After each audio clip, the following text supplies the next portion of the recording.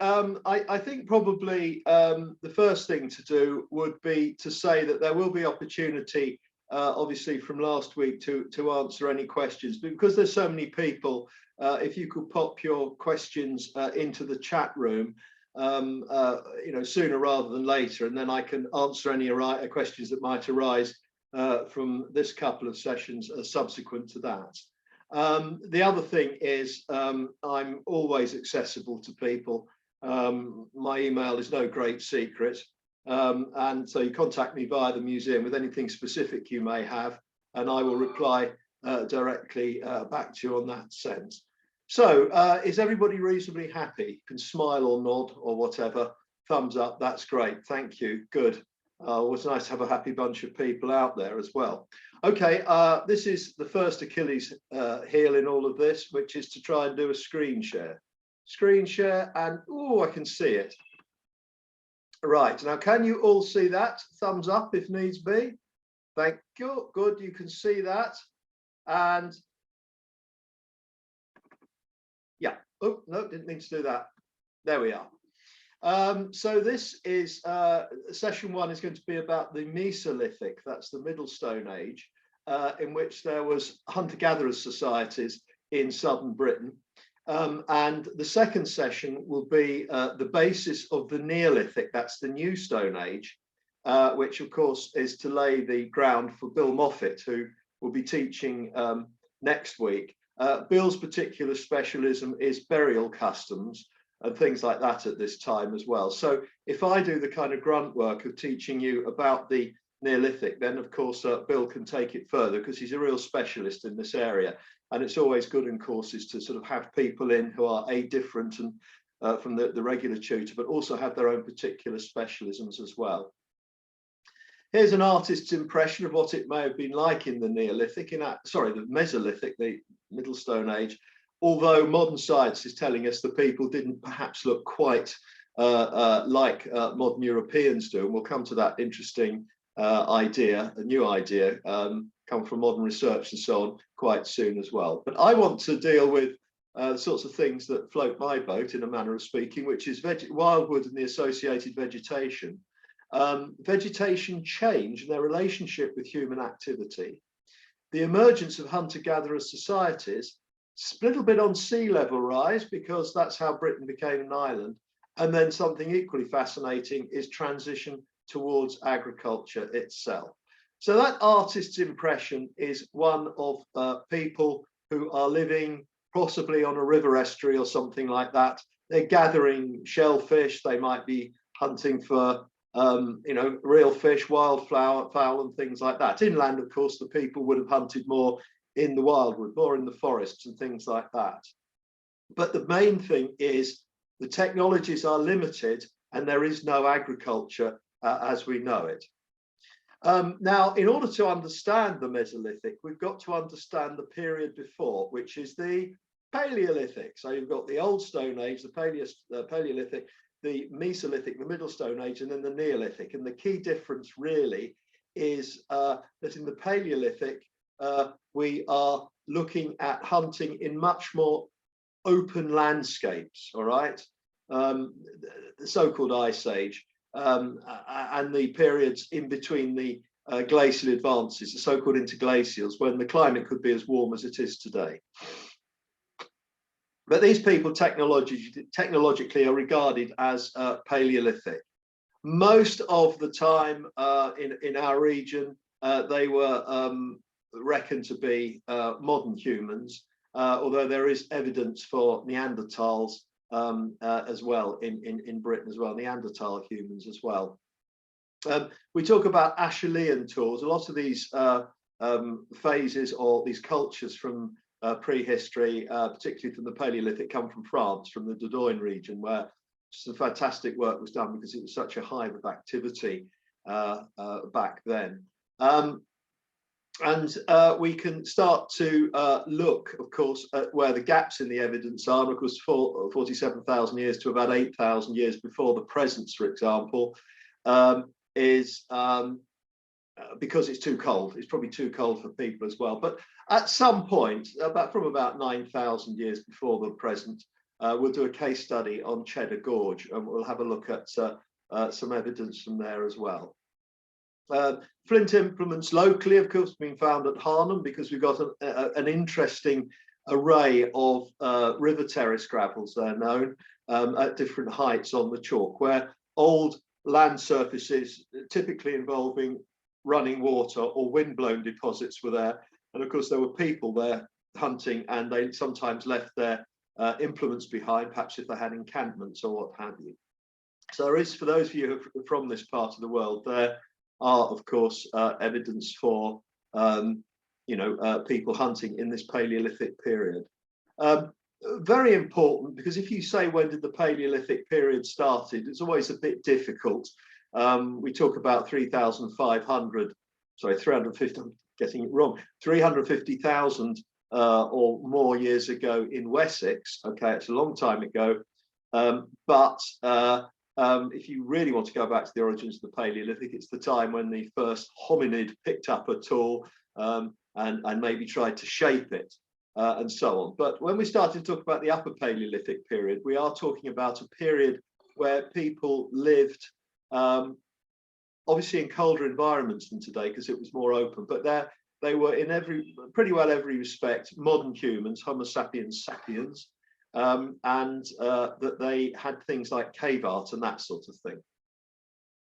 And don't worry about all the words down there. Locations of Paleolithic hand axes, of course, again, you can see them all over the place, essentially linked to the river valleys. No surprise there, because if you start looking for something to eat, you'd probably chase it down by the river. You'd need the river for fishing, you'd need the river possibly for washing in and things like that. But these are hand axes. These are very crude early tools. These are not like the kind of stone tools that emerged in later history, we'll see. And there's a little bit more of information here for you as well. So you can see these tools are basically relatively large. By that, I mean they're not tiny, and they're not polished, and they're chipped. And to be honest with you, people at the museum may be walking along the river gravels and pick one of those things up and say, oh, well, that's a such and such hand axe or something like that. But you've really got to be an expert to identify these Paleolithic things from just simply a broken flint that a plough's been through or something, and that sort of thing as well. But you can get the sense from those lovely illustrations there that these things have been shaped. And of course, they've been shaped in one sense to go in the palm of your hand, and the other sense to actually do a job, which could be boring a hole or cutting or something like that. And of course, towards the end of the last ice age as well, we talk about the more barren tundra for the last glacial phase, about 20,000 to 13,000 years before present. Sometimes it's called the Younger Dryas after a flood. But there is evidence of these people out hunting. And so there is a gradation from this Upper Paleolithic period into the Mesolithic as well. And of course they use rocks, rock shelters and caves. What else would you do if they're available? There's plenty of those in and around the Mendips.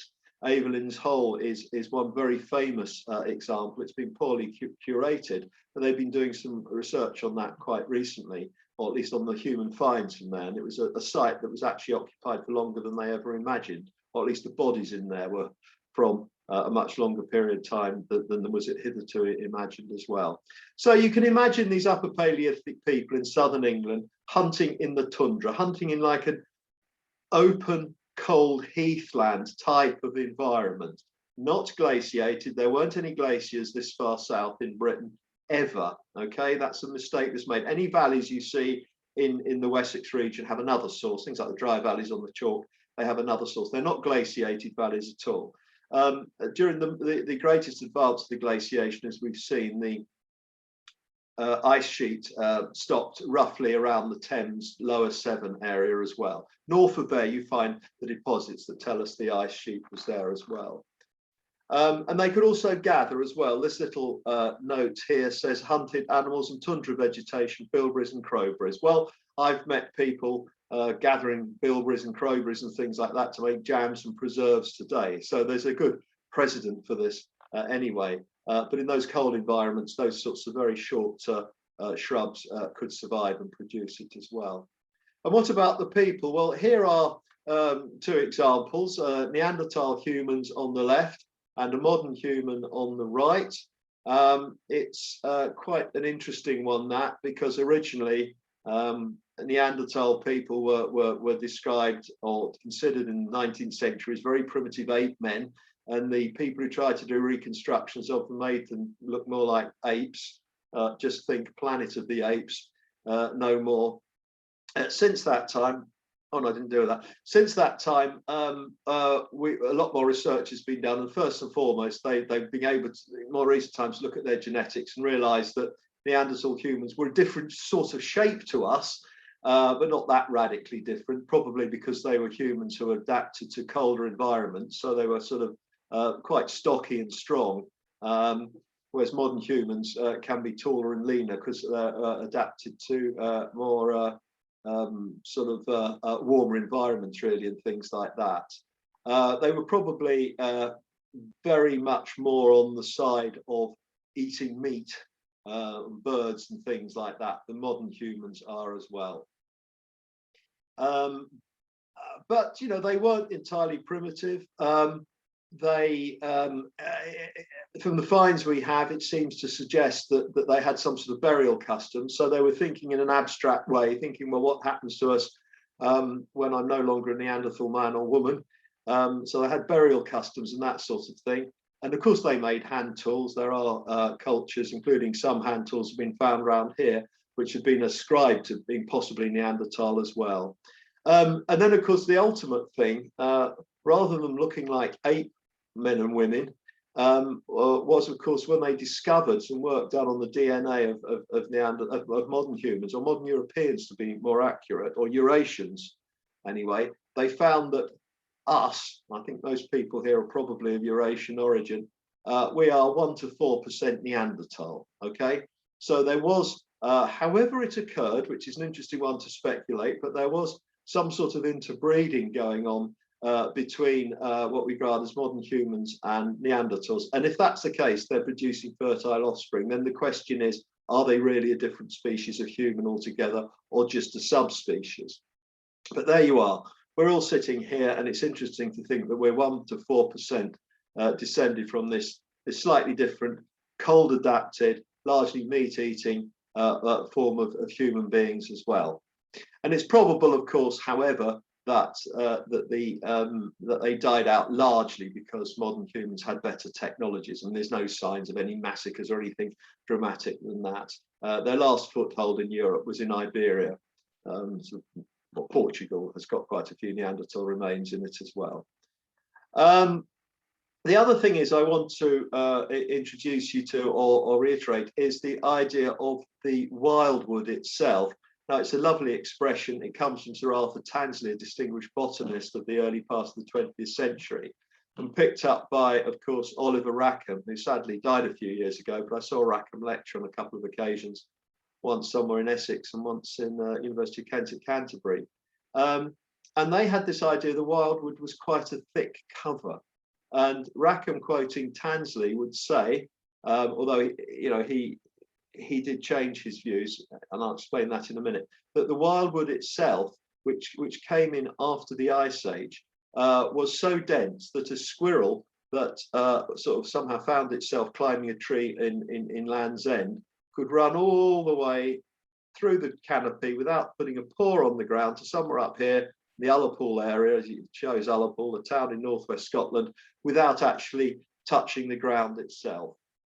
That's the first thing. The other thing was, and Rackham developed these ideas himself by looking at the pollen records, by looking at the records of pollen, largely in peat bogs and things like that, was that there were differences in the ecology, in the woodland ecology of the wildwood itself. And he would claim that the vast majority of southern England and central England itself, there was lime trees were dominant. It didn't mean to say there weren't other trees. There were loads of trees, of course there were, and shrubs and all sorts of stuff. But that the dominant tree species would have been Tilia cordata, which is the small-leafed lime. That's quite an interesting one as well. And as you move away from our region, you move into the oak hazel area. In fact, a lot of ancient woods you see around here are in fact oak hazel. So, you know, some of these things are a bit questionable. In the southwest of Wales and the majority of Ireland, you have a hazel elm association. And then very interesting in the north here, there's Caledonian forest.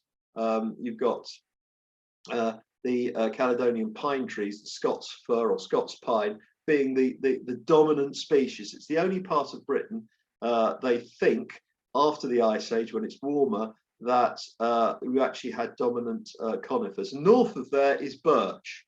Well, anybody who knows anything about wasteland will know that virtually anywhere in Britain, the first tree that comes in, that colonizes, is of course birch. And that's the same throughout much of northern Europe. I remember being in Estonia some time ago and amazed by the huge amount of birch there was there. And that's the same everywhere. So that's interesting. We'll come back to that a little bit. But the idea of a solid wood, yes, with ecological differences, and yes, those ecological differences depend on latitude, which is a function of climate, and of course how high you are. Pine trees, of course, being higher up this part of Scotland, Cairngorm being sort of higher than most of the rest of this. But the rest of Britain and Ireland is dominated by broadleaf woods altogether. The other thing is, which I do refer to, is of course the reduction of the woodland area, where you've got a total surface area of about 23 million hectares of Britain. And by the early Neolithic, by the introduction of farming, that's estimated to have got down to about 16. So with the introduction of agriculture made quite an impression. And it reduces quite dramatically until the 18th century, which was the high point of farming. Most land was cleared for agriculture then. People don't think of that. They think of it in the post-war period, but the 18th century is estimated to be at its lowest. And then it starts to increase again. And now it's probably a bit more than that, actually, probably like 3 million hectares. And that's with community forest, with abandonment of poor agricultural land and things like that, is putting the cover of woodland back. So what was the wildwood like? People use this photograph from I can't remember where and say, well, it must have looked something like that if the tree cover was solid. Fine. But let's pick up the ruminations of a very great Dutch ecologist called Frans Vera, who published a book about 20 years ago that turned a lot of this on its head. Oh, thank you very much. Vera, controversial though he was, came from some very sensible ecological principles, which of course ecologists tend to like as well. And he looked at places like the New Forest. In fact, though he's in the Netherlands, which is a highly densely populated country, high intensity of land use, but he came over here actually just down the road from where most of us are to the New Forest, and he thought about this a lot. And he came up that he said, well, what about wood pasture? Because you've got a lot of grazing animals coming in.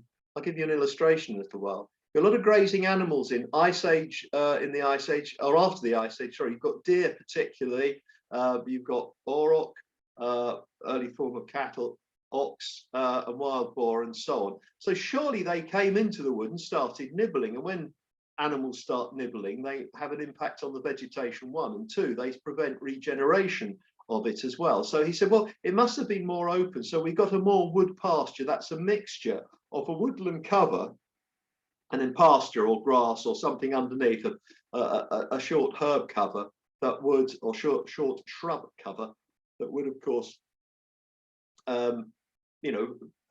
be more complicated than just a homogeneous wood. It's not like a dense forestry cover from conifers or anything like that. So he came in with that. And then, of course, the next logic is, well, if there's plenty of grub out there in the wildwood, people will come in and they will start hunting them. It's not rocket science to understand that both Upper Paleolithic and Mesolithic people would come in and start hunting as well. So, okay, that's Vera doing that, because Vera had one or two little problems with his idea, sensible though it is. And of course, one of them was, well, if there's all these animals, why wasn't the wildwood wiped out altogether?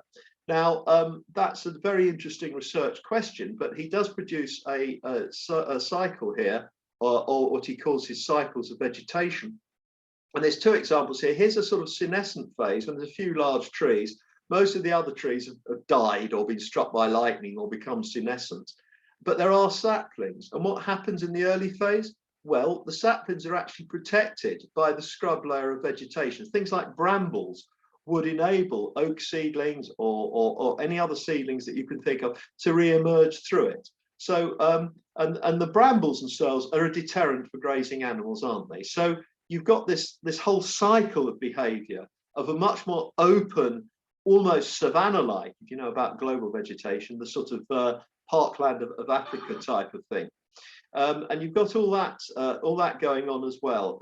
And so, as I say, the ecologists love Vera, and certain strands of paleo-environmental people who've studied the pollen and things like that absolutely think he's bonkers. Well, I went along with Rackham because as Rackham reviewed his ideas from being somebody who took his ideas from Tansley, he said, well, look, come on, there's elements of both there, aren't there? It depends what the activity are.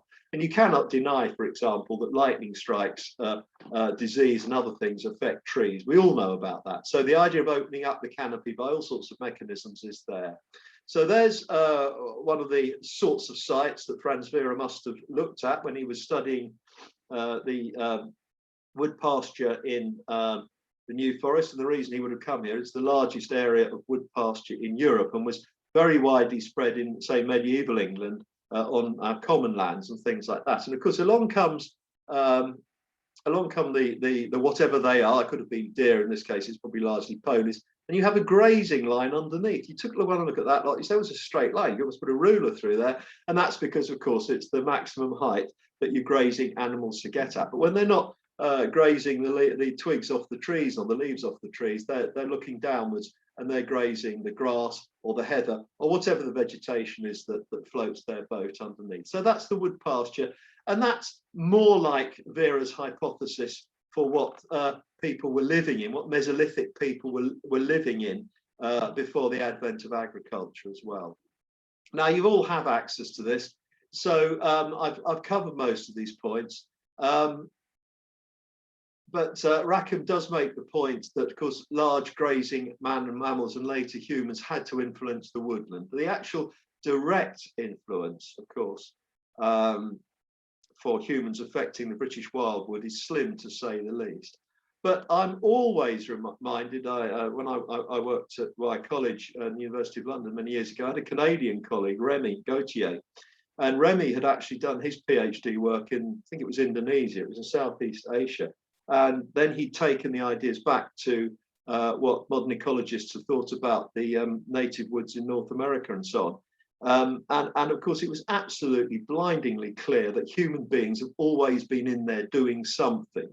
I think in the case of North America, they were tending to create fires, the Native Americans, to herd animals through the forest and things like that. Well, that's going to affect the ecology, whatever you say. And Remy's work in Indonesian rainforests and so on would tell a similar thing. A lot of work that's been done in South America is saying that human beings are, and they're not just doing things like that. We know that in pre-Columbian South America, there were actually enormous cities in what's now the rainforest as well. So it's much more complex than that itself. But I think we can be fairly sure, being British, that after the ice retreated, there was some form of natural vegetation, and then quite simple hunter-gatherers came in. They might have done the odd bit of cave art here and there, or made some interesting influence, but there wasn't anything as complicated on the continental scale that I'm talking about, for example, of the Americas. Okay. And this is just a typical example. This is from the late Colin Tubbs, sadly died, but his wife pulled the book together about 20 years ago now, Tubbs's book on the New Forest. And it's an absolute classic work. Colin, I never met him actually, but Colin worked for Natural England and he was the officer for the New Forest. But he pulled this together. This is a pollen diagram, and this is the key one here, really, we're looking at. At the end of the Ice Age, you've got a tundra environment in southern England. You've got a sort of attempt at the woodland to come back here, and then it goes back again. And we've got more open ground. That's because it's got cold. So it's cold then. The ice age sort of comes to an end, and then it's as if it won't quite leave its grip. This is the Younger Dryas period, and then it starts to warm up again. And as it warms up, the proportion of woodland to heath or grassland changes. And this is entirely climatic down here. Okay, there's your Upper Paleolithic. There's your years BC in this instance, because that's BC AD border there. And we're talking about really the wildwood coming in big time. It's about 8,000 years BC, about 10,000 years ago. Now, anything that happens after this is got to be influenced by humans anyway. That's what this is all about. But down here, coming into the Upper Paleolithic, into the Mesolithic, is of course the woodland and so on. If you want to look, we talked about the dates, we've talked about the technological periods, and here is an attempt to say what the dominant vegetation must have been like in Collins area, which was of course the New Forest as well. And he's got the birch pine coming in, go right to oak and hazel and things like that. Funnily enough, he doesn't mention small leaf lime. That's a bit contentious. But anyway, that's the idea. So from this period onwards, we're looking at the balance between woodland cover, whatever form that had, and more open land, which heath and grassland, and then of course, just as a footnote, agriculture comes in. But agriculture doesn't come in here until the Neolithic period, about 3,500 years BC, and so on. Right, study on Cheddar Man. Always one of those things I remember from childhood. If you've ever been to Cheddar Gorge, it's been incredibly vulgarized. There is a caveman restaurant there and all sorts of things and that. I can cope with obviously the cheese factory and things like that, because that's authentic, but the caveman restaurant is a bit naff, but nonetheless, it gives us a laugh. The real of course, Cheddar Man skeleton was taken about 1900. I can't remember the exact date. In 1900 to the British Museum, where he was a young man in his probably mid-20s. He probably met a sticky end with a head injury. I don't know if that's part of it or what, but anyway, he met a sticky end. We don't know whether it was a violent end or he just had an accident, went out hunting, because you could imagine falling down here as well. The fascinating thing about this guy is that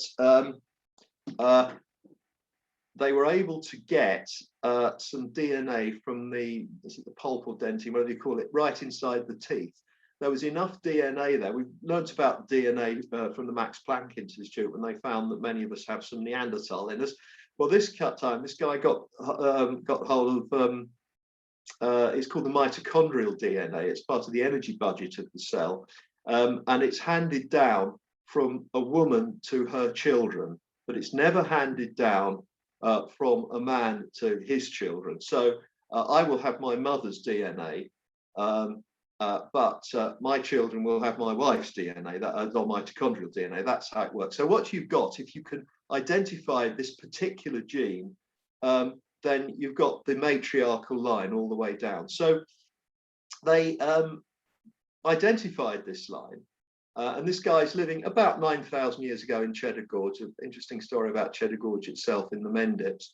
I haven't really got time to talk about that, but one of my PhD supervisors actually worked on it for his PhD in due course, a chap called Tim Atkinson. And he established that, in fact, it wasn't caused by cavern collapse, it was caused by meltwaters and things coming down there. But the dramatic thing, and because as soon as the woods come in, or start to come in the sort of end of the Upper Paleolithic into the Mesolithic, of course, people are in there hunting.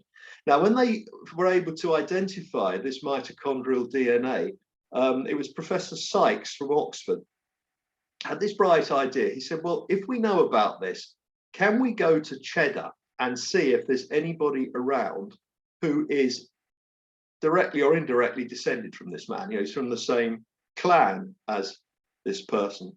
And they went to one of the local schools, which is actually quite funny. And Sykes didn't have too many respondents to this, although apparently to do a DNA test, I've never had it done, but you actually sort of just have a swab in your cheek. It's easier than doing a COVID thing up your nose. And then they take that away and they sequence the DNA and they do the magic from there. And the teacher, a chap called Adrian Target, he said, look, although I was brought up in Bristol, He said, I know my mother's from this area. He came back to work then and spent his career teaching in this particular school. And he said, try me. And so, largely to the amusement of the kids, the teacher obviously had the swab done and it went away. And when the results came back, Adrian had one of the best matches imaginable, you see.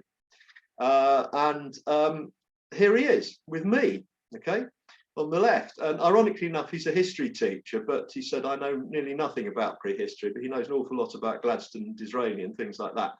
And he took us for a walk around Cheddar Gorge as well. And there he is in his ancestral hunting grounds of that. Anyway, the other thing was they did find actually more better matches than they imagined. But if you can imagine trying to get the permission of teenage girls, for example, to say that they're actually related to a caveman, it's a bit of a no-no if you want to look cool. But he doesn't care. He's a good egg, he's Adrian. Anyway, he showed us around Cheddar Gorge a bit. And when they did the reconstruction of Cheddar Man as well, not only we've mentioned the weaknesses of the reconstructions, but I think modern reconstructions are pretty good. It comes from forensic science and things like that. Not only were they able to obviously get his facial appearance as well, but when they looked at other genes they found, they established that he had blue eyes or pale grey eyes and quite a dark skin compared to a modern European itself. Now, Adrian's late wife actually did comment to a journalist, probably not a good idea. That's why he liked his steak raw. But anyway, he's a direct descendant of him as well. And it is a very interesting thing that the earliest Europeans probably had dark skins. Why they had blue eyes, I don't know. But one suggestion is that if you've blue eyes, you're more likely to be descended from hunters, whereas brown-eyed people, it's been suggested, are more likely perhaps to be from the early agriculturists, so people who adopted agriculture early, but I don't know the veracity of that as well. So it's an interesting genetic mix, and it also raises, in these days of Black Lives Matter and things like that, all sorts of curious ideas about it. Anyway, Adrian also says that he feels, again, he doesn't care, he feels he has a certain facial resemblance to this reconstruction as well, but I couldn't possibly comment myself. But isn't that an absolute wonderful story of scientific investigation? It's on a par with finding King Richard III underneath a car park in Leicester, I think. Again, was something that people did. So onto the Mesolithics and the hunting diet. Remember, these people are in woods now. The environment's changed. They're not out on the Arctic tundra. They're not out chasing mammoths and other things like that, and heaven knows what. You've got to be a bit clever. So you have to control your trees, and you do need material, whether it's for bedding or what have you. We now realise for construction purposes. So you've got axes, you've got burins for bone working, do things like that with them. Antlers, rough microliths and arrowheads. The idea of a microlith means a tiny stone, and so they did these lovely little arrowheads. Which, in fact, I've got one that belonged to my mother, a Mesolithic one from Wales, as it happens. And they're tiny little beautifully crafted things, and of course they were in the forest and they needed to shoot animals, particularly small animals as well. They could shoot small animals and mammals and possibly birds of them to eat as well. And they also made harpoons, hafting. They could attach things to sticks and all the rest of it. So you're starting to think again of a technology very much like the Native Americans of the northeastern sort of New York State area, New England area, that Europeans found. I mean, earlier than that, the Vikings, before sort of a post-medieval period, found them. Other interesting descriptions of these people in fact, the Viking sagas. I haven't got time to talk about that, but there's some quite amusing stories there as well.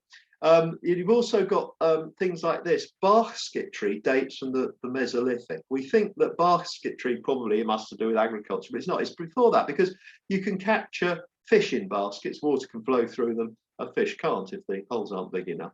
So they created weirs, elements of water control, as it were. Wildfowl, they could hunt all sorts of things as well of course as the woods providing berries, roots, fruits and so on. Probably the majority of their diets were probably from gathering, from plants and things like that, roots and berries and what have you. They could also attract pigs and grazing animals in the clearings. Well, whether or not they are part of creating the clearings, or whether or not they just found the clearings, and moved in, as it were, for the kill, is of course open to question. I'm not a Mesolithic hunter, but you can see how the evidence for Vera's ideas is building up in this as well. And they had early encampments, probably seasonal encampments. In this part of the world, there were no, as far as we know, no permanent hunter-gatherer settlers. There were in the Near East when the environments were richer, when the climate was wetter, but not here as well. And we presume it's small bands of people organised hunting, and they probably hunted the elk to extinction, at least in England. And this is just an example of what some of their technologies were like. They could mount all these sorts of features into wooden handles and things like that, and they could make little saws out of it, as well as all the other things I've described as well. And there's their harpoons, things like that, made out of bones and flints as well. So high level of technology that they were. And of course, if we start to think about hunter-gatherers, it's always useful to look at contemporary examples. These guys, I think, are from Papua New Guinea or somewhere like that. You can look at how their social organisation is. There's a few key things to say about this. They tend to lack a division of labour. Everybody will muck in and do stuff, except for the obvious ones in relation to gender and I imagine child rearing and so on. But even so, there's a lot of evidence, certainly from prehistory, that women were involved in hunting bands as well, when they obviously weren't associated with nurturing young babies and things like that. So a much more egalitarian society, both across the gender divide, and no sense of a class divide or a caste divide, or call it what you will, or division of labour, as Marx would have said, that sort of thing as well. So we've got all that. As I say, no permanent settlement there. Population densities are usually lower than those for agriculturalists, which are capable of sustaining much greater populations. Okay, so that's one drive of why this lifestyle went out and agriculture came in. Individual bands of people, which tend to be small family groups, tended to be small in numbers, perhaps 10 to 30 individuals. But they also, and this is known from contemporary work, I mentioned Remy Gautier in his work, such societies would have affected the ecology, even genetic strains in woodland areas as well. By selectively felling things, by selectively gathering things, you affect the genetic makeup, you affect the ecology just by living there. So looking at the impact of humans on the landscape, yeah, it goes back a long time as well. Right, I think that's a repeated slide. Now, I want to fast forward a little bit to some more concepts. I'll just do a quick time check. Yeah, fine. Is the idea of ecotones and liminal areas. This might seem a bit of a shift in what I'm talking about, but how do humans see particular areas in the landscape itself? Now, the term biome is a biological one, it's an ecological one, and these are ecosystems such as woodland, tundra, grassland itself. It's a big ecological thing. So your biome is your tropical rainforest, or it's your temperate rainforest, or it's Oliver Rackham's wildwood, okay? Or in Scandinavia, the tundra or the steppe or the prairies are your biomes at a global scale as well. Ecotones are transitional areas, for example, wetlands, estuaries and coastlines. These are particularly fascinating because in wetlands, you've got open water, you've got boggy land, you've got dry land, but with a water table at a shallow depth. I mean, if anybody's been to Norfolk, there are some places up there where you can actually walk through. You can actually sort of walk on walkways from an oak forest basically through to the open water of the fens. Ranworth is one such example. So you can get this idea then of transitional areas, and of course that's very good because there's lots of habitats and there's lots of things there for people to hunt. So my little artist impression at the beginning was obviously of an estuary, but it can apply to wetlands as well. We can include forest clearings in this because the ecology is different. For starters, you get wood edge plants, and one of Vera's arguments was plants that flourish at the woodland's edge that can't survive dark conditions but don't like open ground conditions must have survived in the wildwood somehow, somewhere. And of course, they were on the edge of these clearings, however created by fires or animal grazing or senescence or disease or whatever it was that caused it as well. And of course, as I say, they're very rich resource-growing areas. So these liminal areas took on a cultural significance in the Neolithic. wetlands, tops of hills, coasts as well. People seem to have thought these are interesting. It might be mysterious, dangerous areas like on the edge of the wetland. I mean, you only got to think of Arthur Conan Doyle and the Grimpen Mire to see that in much more contemporary literature, the sort of fears of these areas. Tops of hills, you're inevitably near to heaven, or whatever your belief system seems to be. So you do things on tops of hills. I mean, the early church, but churches on the top of hills and so on. Often dedicated to St. Michael would be one such example. So you can see how these areas become important to early people as well. Also, don't dwell too much on this, but there are settlements dating from the Mesolithic period, in which we can begin to see settlement. And there's one just down the road here as well. The Mangel-Mosian culture is an early Neolithic culture, which is found, I think, throughout Europe, including Denmark.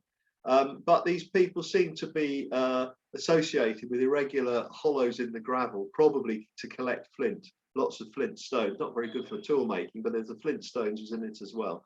And the site continues to the Neolithic, and that's the key thing, that as we move into agriculture, some of these sites carry on in their importance. Now, this is probably a very practical sort of place. There's a cooking hole site here. There's stakes in the ground, so they're managing the woodland, they're chopping it down. They're doing all sorts of things. We don't know when this was actually occupied, you know, whether it was on an annual basis, probably not, but it was probably somewhere that they did sojourn to for a while, perhaps in the summer months when you could hunt easier down in the valleys or something like that. Here is the kinds of reconstructions of life. I imagine that certainly the cartoon on the right there, which is stressing the point, obviously, that the young mother is still part of the food economy with her baby, and she's spearing the fish and so on in the river. So that makes that point. They didn't have textiles, so their dwellings were often on poles and things like that, but they would tend to obviously use animal skins and things like that. And somebody who's talking about man's best friend, this is Paleolithic or Mesolithic reconstruction. Actually, it's more Paleolithic to me, but it doesn't matter. But there's the dogs, and the idea that dogs have evolved in parallel to sort of human society is part of it. And also fire. Fire is very important for all sorts of reasons. In fact, it's so important, if you go back to ancient prehistory, people have actually said that because cooking meat is a more efficient way of getting proteins and stuff from the food, then in fact it might have even affected, the technology might have affected human evolution, enable us to have bigger, powerful brains, so we can look back and speculate about what our ancestors might have done and things like that. Again, the Mesolithic sites, the Middle Stone Age sites, the sea level is lower. You'll recognize this, I hope, as the Isle of Wight.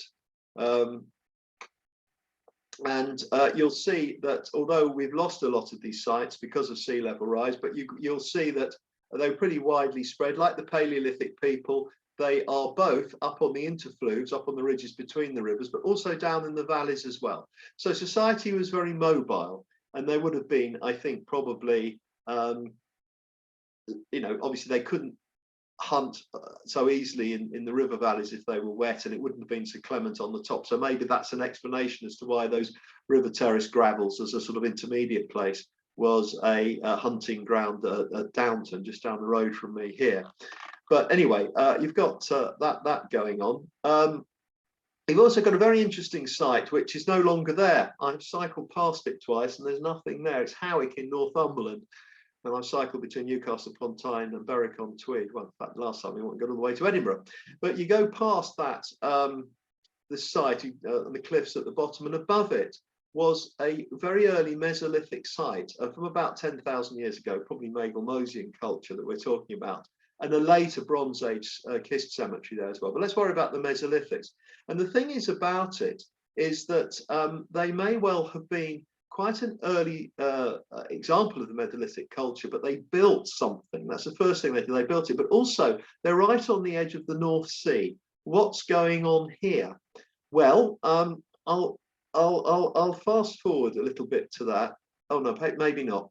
No, sorry. And of course, the North Sea itself was probably a hunting ground then. The term Doggerland is used after the Dogger Hills, and you can Google a lot about Doggerland. And there's been something recently, I didn't get around to seeing it actually, by some of the scientists from the University of Birmingham who worked on it.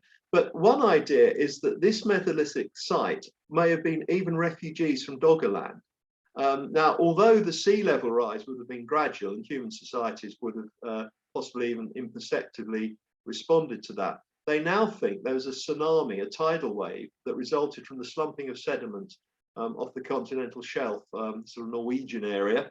And that created a massive tsunami that came down the coast. You think about the shape of the North Sea, it's a funnel shape, and that effect would have been channeled as it came down and would have done an awful lot of damage. Probably a lot of people perished. Some would have survived, and it's been speculated that these people might have been refugees from Doggerland, and that's a catastrophic event on top of the more gradual sea level rise that came in after the Ice Age itself. A much more older site, older in terms of investigation sites, is Star Carr in Yorkshire. It's a great name. A carr is just simply a wet woodland. And that was analysed by Clark, who's a very famous archaeologist of probably mid-20th century. When they looked at it and they worked on it, they realised how advanced their technologies were. Again, they used stone axes and adzes to fell trees. They made a variety of barbed bone and antler spear points for hunting. They used long wooden arrows tipped with small flakes. They hunted a whole range of animals. You can see there: red deer, elk, auroch, roe deer, etc., being their main prey. So very, very meaty diet when they're not eating vegetables. There's been a debate as to when Star Carr was actually occupied on a seasonal basis, but Clark has suggested winter short time occupation. Later analysis by other people, Mellors and Dark, showed late spring, early summer occupation. You can't see anything at Star Carr now, actually, because it was a wetland site. It was excavated and then filled back in again. So there's nothing to be seen there as well.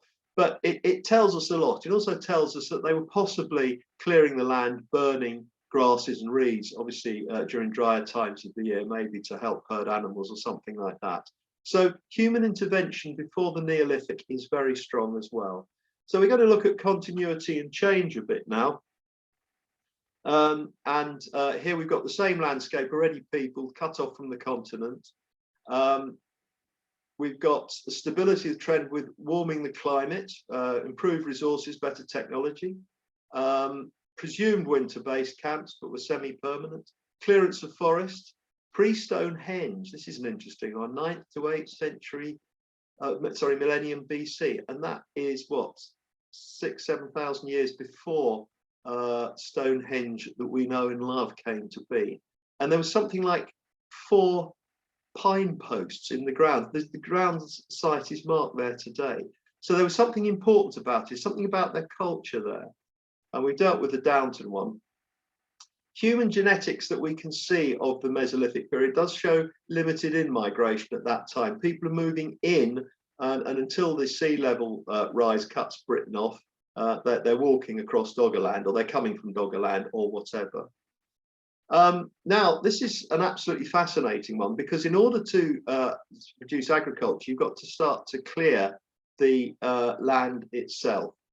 This is up at Martin Green's farm. Martin is a farmer who's really dedicated his life to on Cranbourne Chase, doing a fine job investigating a farm which has occupancy, certainly going back to the Mesolithic. I think there's some Paleolithic activity being shown. But the key thing here is the top part of this area here with this vertical hatching is infilled quite quickly.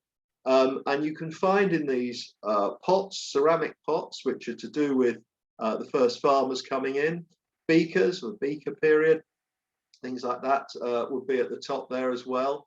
And this is agricultural society here. But if we look at 5.5, hunters' flints were found. 6, roe deer skeleton, which has either fallen in here, or 7, a roe deer skeleton again. Now, this is a hole in the ground, probably a natural sinkhole in the chalk. We're used to this in limestone country, like the Mendips and so on, not so common in the chalk, and they got filled in. But this one is a natural one.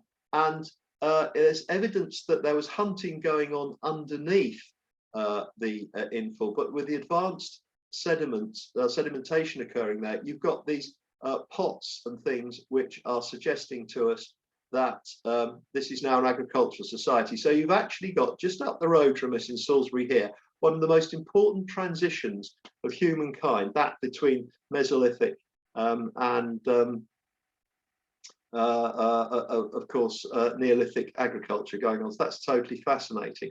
The other thing you can see in this, and this is just quite amusing, is you can see the evolution of the table. Now, you can't understand why the hell I'm talking about. Have I gone mad? Well, no, I've been mad for years. But this particular theory is telling us that because these early pots had round bottoms, you had to put them on the ground between tussocks of grass or what have you. By the time you get up to these beaker type pots, and this one here, you're actually looking at something with a flat bottom. So there's a flat surface to put it on. And perhaps we'll return to that idea later. So we're going to have a coffee break in a minute, only for a few minutes. The natural climate has been variable over 2 million years. Human activity came and went throughout the Ice Age. I haven't really dealt with the early period, but there were people here hundreds of thousands of years ago in the warmer phases of the Pleistocene, not the colder. There's no evidence for that. People have looked for it. They haven't found it. Or they haven't dated it accurately enough to be sure anyway. Post-glacial vegetation sequence is established in general terms, but impacts on grazings and humans is uncertain. But I think we've got a good theoretical model now to work with. Humans adapt themselves to landscape, to climate and vegetation. Britain becomes an island with the sea level rise. I haven't really had a chance to talk about that. But the earliest Brits just simply walked here across the North Sea. Mesolithic economy is important and common across Northwest Europe. You can actually see a separation in the styles of Mesolithic implements after the sea level rise has occurred, and Britain has become an island with a shallow sea between it and, say, Denmark. There's a lot of Mesolithic evidence from Denmark, fascinating archaeology there. And it's quite clear that Mesolithic people start the clearance of the land. Probably it's to do with not so much felling trees on a huge scale, but they would have done that for dwellings, but probably to do with animals and things like that, and settlements, making settlements. Agriculture made a great impact on the landscape, and that's the next thing we want to study. Now, what I'm going to do is to declare a break now for about 10 minutes. Is that okay? Are you there, Kate? Yeah. Did you want, Hadrian, did you want to answer the questions? There are 4 questions that have just come up on this section, or did you want Absolutely to fine. Well, look, shall we go and get I'll tell you what, let's make it 5 minutes. Then we can go and grab a cup of tea or whatever we want. And then I'll start answering the questions as people reassembled. Is that fair? Sounds good. Yeah, okay, I'll do that. Thank you. Okay. Let's look up that one on limes then. There, I've got my phone here. Where am I? Press the right button.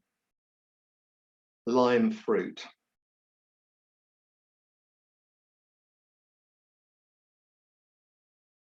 Oh.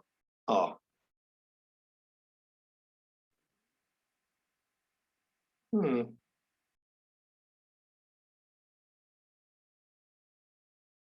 it's not very helpful. No, lime tree is something completely different. It's a citrus family thing. It's not the ones that we call lime. That answers that question. I didn't think it was. But if anybody knows anything more about it, let me know. Anybody want to ask any questions out loud? We've got a few minutes. Remember to unmute yourself. You're allowed to if you want to talk. Hello, this is Jane Jenkins. I have one. Hello, Jane. Yep. I noticed that in your presentation, which they're all fabulous, I must say. Thank you, Jane. Was that you were talking about in the 18th century. I mean, now we have almost 3 times as much hectares of forestry than there was in that period. So are there certain areas then where most of, where we've sort of forested up more since that period? Were there like certain places in the UK where, it was affected the most, or was it just unilaterally across the sort of good, agricultural areas? I don't think the latter. I think the former. Now, for example, I was alerted to this by my colleague Peter Buckley, who's taught forestry at the old Y College. And we were looking at land use historically. And Peter, being a forester, you know, he knew the Forestry Commission and its publications inside and out. And there'd been, for example, an expansion of secondary unmanaged woodlands at the expense of scrubland, which had been recorded in Forestry Commission statistics. And that had occurred certainly in the post-war period, in the 50s and 60s. This laid us on also the arguments about set-aside and things like that.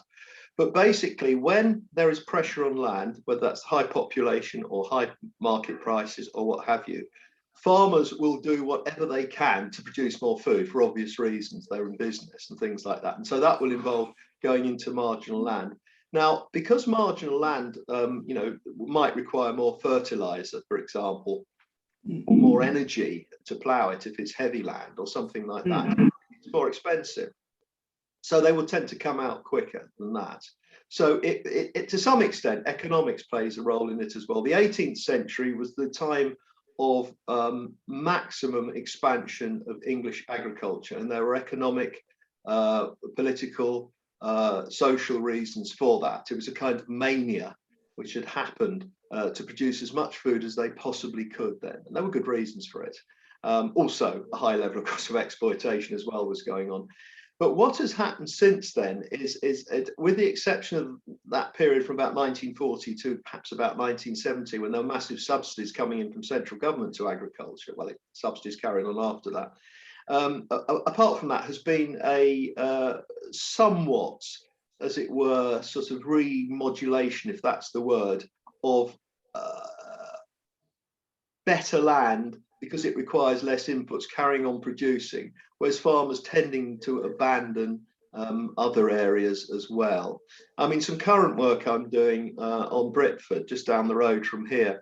I was very interested to spot, quite obvious, down by where you cross the canal, if you know the area, strip lynchets there, and that's plough land, presumably from medieval period, not the prehistoric lynchets, but plough land from that period.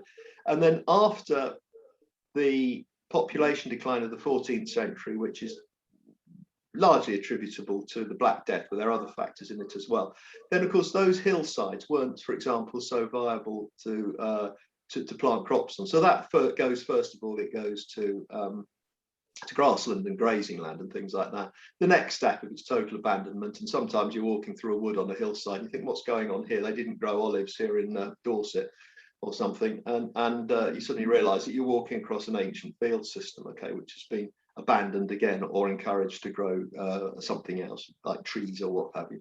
I hope that answers your question. And if you look at the real increase in recent years, it's things like, you know, the great forests of the north and so on, and things like that that's deliberately put there, you know, like an extension of Sherwood Forest. Well, it's a lovely idea, isn't it, culturally, the idea of having more of Robin Hood and Maid Marian cavorting around, sort of sheriff. I approve of that. Yeah, so it's a complicated factor, but I think you're basically correct in the first supposition. Oh goodness, no, thank you. Right. Well, shall we make a start? Hang on. Go on then. One more. Could I add something there, Hadrian? Yep. In the post-war period, woodlands were used as for estate owners as a tax loss. Yeah. So you could look at that as well, because a lot were planted for you know, so they could use the tax losses later on. I think I'm not quite sure how it worked. I'd have to ask my husband, who's a tax expert. But that must have encouraged a lot of planting of woodlands too. Well, that certainly would have been a factor. I agree, and I mean I think that's the case across much of the world actually. You know, that you can offset tax against something that isn't going to give you a return for a couple of decades or something like that. Well, ask your husband and come back with the details. Okay. Right, I'm going to go to share screen again and get on with the Neolithic. Where has he gone? Ah, here we are. Right, can you all see that? Good. Okay. Well, I'm doing some of the dirty work for Bill Moffat here. Now you'll probably recognise where that is. That's our other famous Wiltshire stone circle. Not quite as posh as Stonehenge because it doesn't have the lintels across the top, but it's nonetheless very fascinating. And just looking at that picture, we need to reflect on the type of society, the type of culture that created that. And what I'm really talking about is human muscle. Obviously, there's the henge part of it. It's not, the word henge literally means hanging stone from Anglo-Saxon. That comes from Stonehenge. But the henge monuments came to imply actually that there was a ring around the outside of a bank and a ditch, and that's clearly not defensive. It's not a hill fort or something like that. It's got some other social or religious purpose. And then within it, you've got these enormous that happen to be sarsen stones in Avebury, which would have been, in this instance, taken from quite nearby, actually, Firefield Downs National Nature Reserve. And if you go up there today, plenty of sarsens there, but they tend to be the smaller ones. And my idea is quite a simple one, that they took the big ones away to build the Avebury Stone Circle as well. But think about the society that produced that. Would the hunter-gatherers have been able to do anything like that? I think the answer is very, very unlikely if they could be bothered. And when we're looking at the Neolithic, we're looking at the New Stone Age, that's what it means. We are talking in pretty well, most respects, modern humans, totally modern humans. Whether or not they had the appearance of entirely of modern Europeans is open to question because of immigration, genetic changes and what have you. But they are modern humans in every way. You could probably put one of them in a suit. Don't dress him up like Freddie Flintstone. Put him in a suit, walk him down Fisherton, and he probably wouldn't look out of place. Technological development is quite phenomenal. They are more open landscapes because, of course, the tree covers started to go, giving you that statistic, quite a dramatic reduction from, was it 23 to 16 million hectares or something. We also see during the Neolithic period the emergence of elites. If you remember, hunter-gatherer societies, except for differentiation by gender, tend to be fairly egalitarian societies themselves. And of course, the emergence of power in the landscape. Now, of course, we're dealing into the murky worlds of interpretation of prehistoric societies by people with various ideas. I mean, like O.G.S. Crawford, for example, was an avowed Marxist. Certain others weren't. And you can start to see ideological battles being fought out here. But in terms of the technology, just look at those. The stones have got bigger again because you've got to do, or stone implements, you've got to do hard work with them. You've got to plough, you've got to chop trees down, you've got to do all sorts of things with them.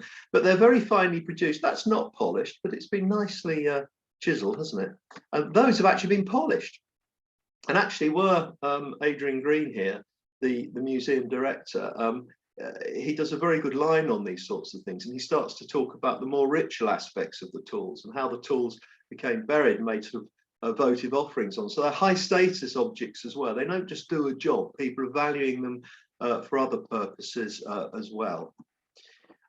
Now, with a smaller class, what I would invite people to do will be to have a look at all these inventions, so to speak, and try and ascribe a period to when we think that they were first invented, to use that word, or first came up with the idea in different technological ages. Okay, so you've got from fire to basket making, not in any particular alphabetic order there. And on the right, you've got the Paleolithic undifferentiated, the Upper Paleolithic, the Mesolithic, the Neolithic, the Bronze Age, and the Iron Age. Time doesn't permit it you to go around with a piece of paper. And anyway, the answer's on the next page. So the fire, obviously, is very old. It's Paleolithic. The woodworking carpentry is Mesolithic. We've seen that with the beginnings of buildings, the beginnings of shelter, probably the beginnings of almost tent making, if you like, apart from anything else. Sewing skins. Well, of course, as humans moved into colder environments, their technology enabled them to survive.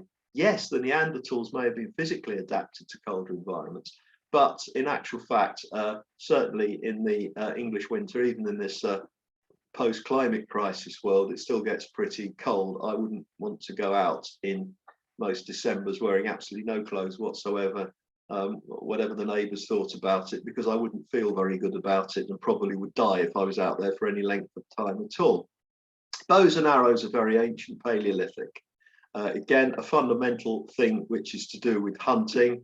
although later we think obviously was used in anger against other people as well. That's a big contention, violence in human societies as well. Stoneworking, generally Paleolithic, goes back, as I say, to whenever the first proto-hominid, whatever you want to call them, did it. Copper actually begins at the end of the Neolithic period, very end of the Neolithic period. It's not really used in anger or for technological purposes. It's probably more to do with a prestige good, something you can polish up. It looks nice, gold looks nice, copper looks nice. Copper's got the disadvantages, it will tarnish. Bronze, of course, by definition is the Bronze Age. Iron, by definition, is the Iron Age, the technological ones. Textiles, spinning and weaving is the Neolithic. Not in the sense of making a coat to keep you warm out of an animal skin, but actually producing something using weaving or looms or all the rest of it is reckoned to go back to, well, certainly to the agricultural societies which were settled. And also, if you think about this, a settled society, you can have better opportunities for division of labour, because you can then start to specialise. You can have a weaver as a trade, or somebody who makes clothes, a tailor can do that, for example. The domestication of animals, certainly Neolithic, probably starts in the Mesolithic as well. Domestication of crops, certainly Neolithic. Ceramics is Neolithic. That's always a bit of a surprising one. We've met our pots, perhaps I'll return to that one later. But there are the early phases of the Neolithic in some parts of the world, particularly the Near East. There's a sort of Neolithic pre-pottery phase to it. It doesn't come in immediately, but they do talk about this basket, as it were, of technologies that comes in with Neolithic, with farming. Ceramics, Neolithic, we've dealt with. Cave art, Upper Paleolithic. Well, in this country, there's Cresswell Crags in Derbyshire, which is the first people that were in central northern England, that now is, actually did make some drawings on the cave walls. But of course, it was not a patch on Lascaux, where you can go and see a replica of it. I've seen it twice. It's such an amazing place down in the Dordogne. Stone building does start in the Neolithic. So they're starting to think about materials other than perhaps just wood and mud and things like that to do it. Simple boats and dugout canoes is probably Mesolithic. So when we start to think about comparisons perhaps with Native American societies and what the early European explorers and so on found when they encountered these people, very similar technologies, very much like Mesolithic societies that we know. But of course, the Native Americans also did plant some crops as well, and they did help the Pilgrims Fathers out in that respect as well, as we know. Of course, the poor people paid for it in the longer term. Totemic monuments, while we're on that subject, actually is Mesolithic. I mentioned that there were totem type poles. We believe they're totem type poles. There's no other purpose for it, on the site of Stonehenge, but perhaps 5,000 years or so before the stones were actually put there. Mining is Neolithic. We'll talk about that. Basket making, Paleolithic or Mesolithic, it goes way back. I always find the biggest surprise is basket making. So you got all of those right. Are you proud? Okay, so before Stonehenge, as I say, we've got our totem poles like this. The site is marked. That's the perimeter fence of Stonehenge. This is coming down towards, it's a cycle track along there, coming down towards the visitor centre there. And they've got these star-like things in the ground to show where they were. And the reconstruction of them just simply has them as 3 or 4 posts sticking out of the ground, not like that one, which I think is from the Pacific Northwest, where of course the whole idea of totem poles has become very highly sophisticated with the decorations and so on that they put on it. But certain places are being revered by Mesolithic people in England as well, and these become important. The other thing is transport. Now, what I didn't really deal with much in terms of the good peoples of the Mesolithic was how they travelled and what they did. But those types of societies do maintain contacts over long distances, and there are established routes. Again, similarly on the eastern seaboard of America, a lot of the long distance pathways and things like that are actually pre-European. They go back to the migratory routes for Native Americans who would have moved northwards in summer to hunt, and then southwards again to obviously sojourn for the winter We can't quite do that in this country because it's a smaller country, but there is that differentiation between upland and downland. But we do know that goods are traded throughout the Stone Ages, plural, over long periods of time. And the famous OGS Crawford, who among other things pioneered aerial photography, in the 20s you could get an aeroplane up there and start taking pictures of the ground.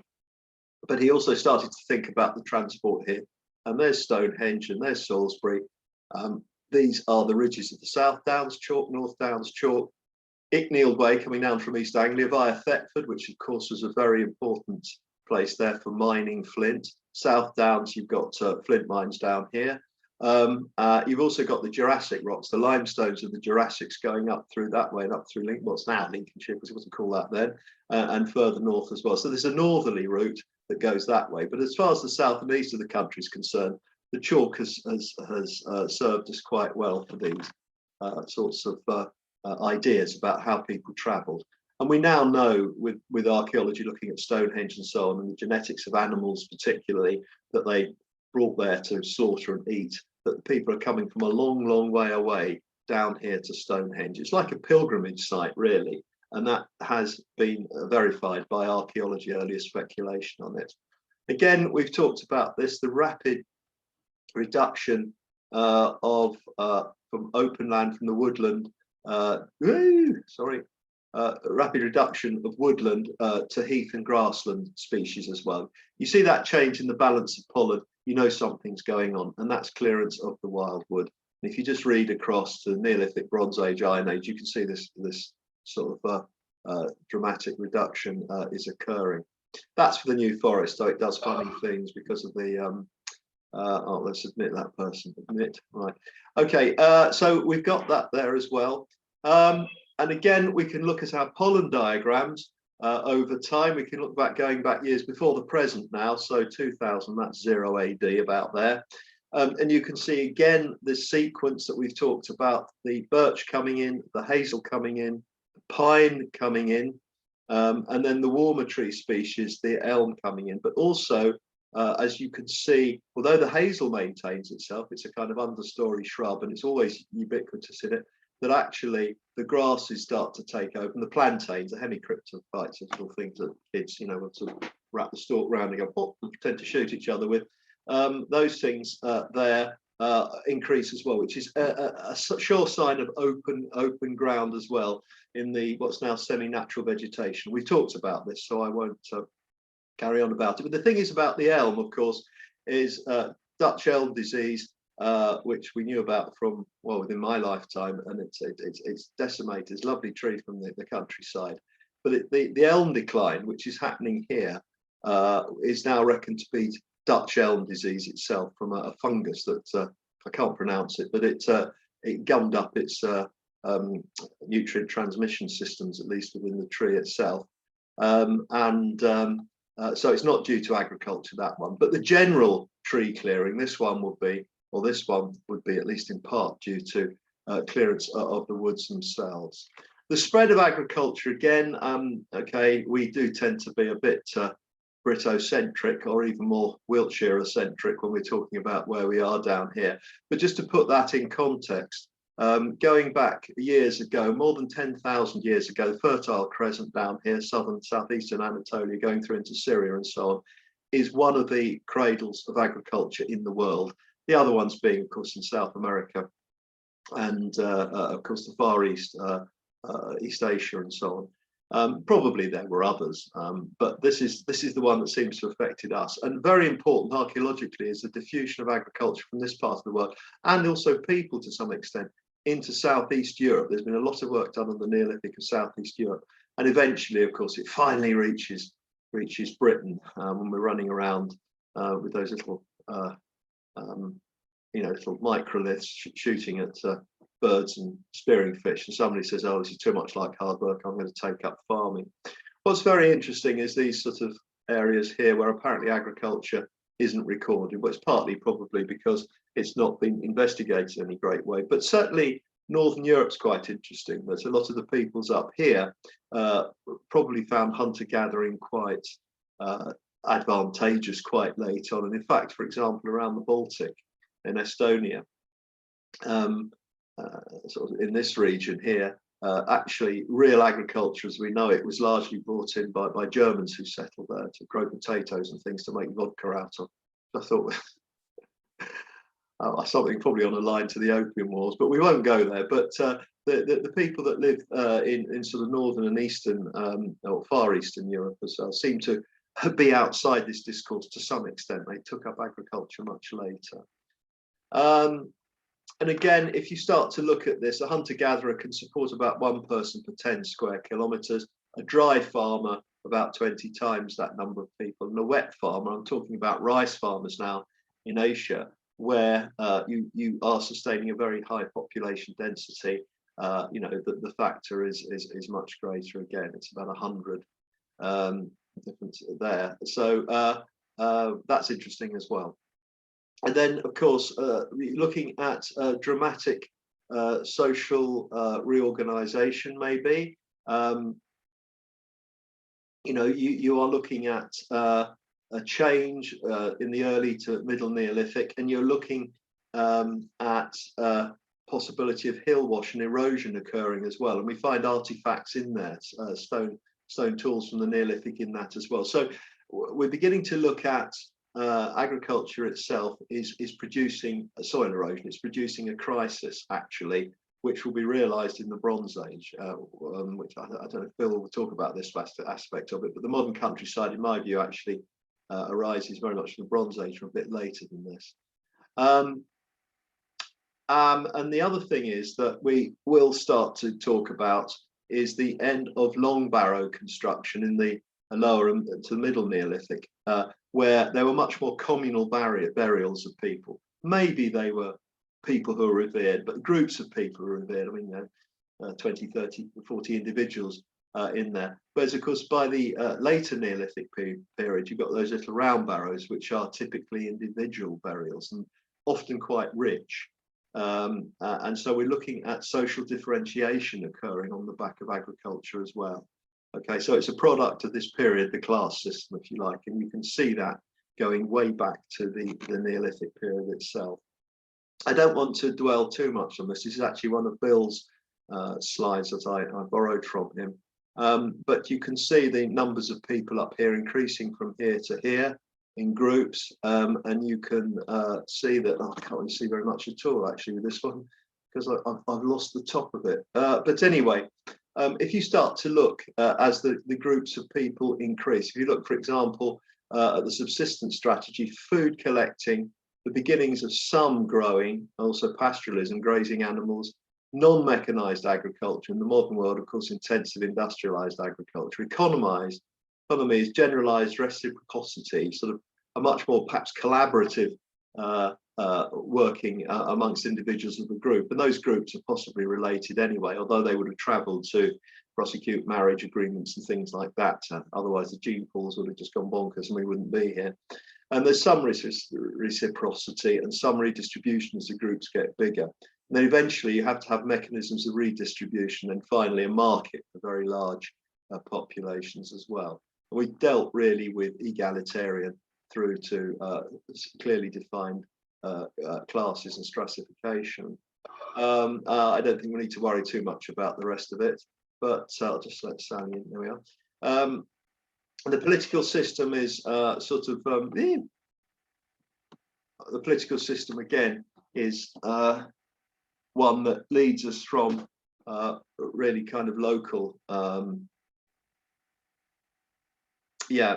of just sort of localized consensus, or maybe informal and temporary leaders, people with leadership skills, if they're liked, will lead, obviously. And as things go, you get more and more individuals emerges, but then you get centralized authorities and so on. Now, if you're going to start producing large monuments, you've got to have some form of centralized authority to do it. Okay, so we can make these inferences from it as well. Okay, and then of course, in the early Neolithic, then these earlier, more egalitarian societies, we've got complicated cultures actually. But we have these things called causewayed camps, which are in a liminal area. They're on the top of a hill, okay? Windmill Hill being the classic one, that's near Avebury, you know, there's no windmill up there today. And of course, there was no windmill up there in the in the early Neolithic. It's called Windmill Hill, but it's got this classic causeway camp that was excavated in the earlier part of the 20th century.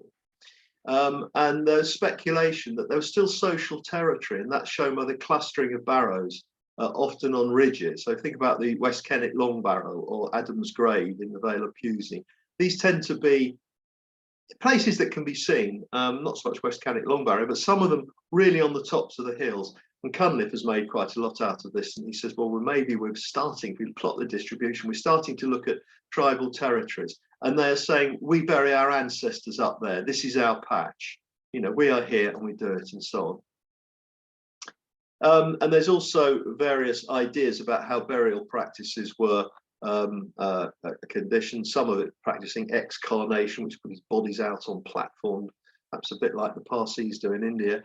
And then the bones may be put into the barrows themselves, long barrows themselves. But Bill's an expert on this, so I'll defer to anything he says. So there's your Windmill Hill, curious causeway camp. Nobody knows what they're for. They're not really defensible because they've got causeways coming in and out. There's an element of, you know, the homestead in it. Probably animals are within it or are capable of containing it within it, but people live there as well. But they are rather mysterious. We don't know what the early Neolithic mindset was about when it produced those, but you can see from the contours it's on the top of a hill. The other things that we see in the early Neolithic are these cursus monuments, the word cursus coming from an idea that originally for horse racing because of what the Romans did, which is nonsense. They're probably processional ways. And there's quite a few of them going across the countryside.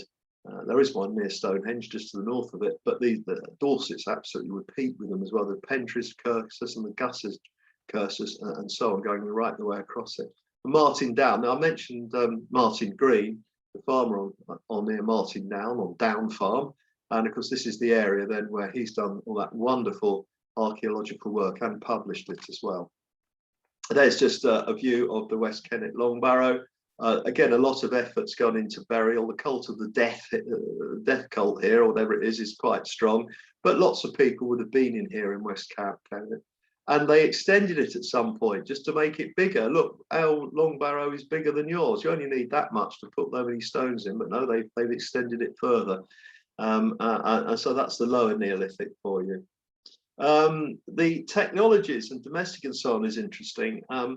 The Wilsford shaft, it's on the, not to be confused with the Wilsford cum Lake where Sting lives, but this is on the north side of Salisbury Plain, and they found this shaft which is about over 30 meters deep, and the original interpretation of it was quite interesting. You're up on the top of the chalk, there's no water, but you're running some sort of economy with people and animals up there. So the obvious thing you want to do is get some water so that you can make them drink, allow them to drink. And what they tended to do, when they dug it down, they found some organic matter at the bottom, and they found the remains of, look, for all the world like a bucket on a rope. They decided it possibly had some sort of ritual focus to it. Well, I know what my answer is to that one. Obviously being interested in water supply and things like that. And also, if you look even at the modern hydrogeological map, you can see that it would have intersected, within range, intersected the water table at the time. So it's clearly a well function and quite an achievement if you think about it, probably dug with antler picks and things like that. That is not a trivial thing to do, and I wouldn't have liked the job of doing it either. The other way of getting water up there on the chalk is, of course, things called dew ponds, which don't really collect dew, they collect rainfall. But if you've ever seen a modern dew pond in action, it's not exactly hygienic. I'd rather get my water from a well in the chalk.